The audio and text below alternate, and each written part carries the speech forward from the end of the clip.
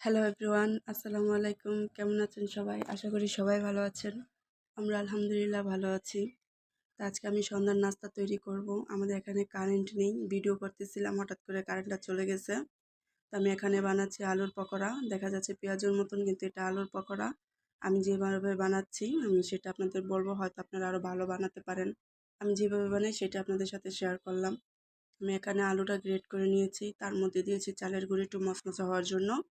এখানে দিয়েছি আদা রসুন পেস্ট, হলুদের ফাঁকি, ধনিয়া ফাঁকি, কাঁচামরিচ কুচি, পেঁয়াজ কুচি, ধনেপাতা কুচি, দিয়েছি একটু টেস্টিং সল্ট, সেটা অপশনাল, আপনারা দিতেও পারেন নাও দিতে পারেন।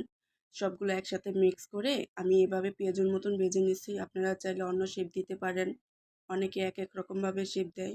আমি এটা সুন্দর করে মচমচে করে ভেজে নিচ্ছি। আমার এটা ভাজা হয়ে গেছে। এখন আমি এটা নামিয়ে পরিবেশন করব। তো পরিবেশন করার জন্য এখানে আমি চিলি সস নিয়েছি আর টমেটো সস নিয়েছি। এগুলো আমার হোমমেড তৈরি। খেতে খুব স্বাদ। সন্ধ্যার নাস্তা হিসাবে পারফেক্ট। সবাই ভালো থাকবেন, সুস্থ থাকবেন। আল্লাহ হাফেজ।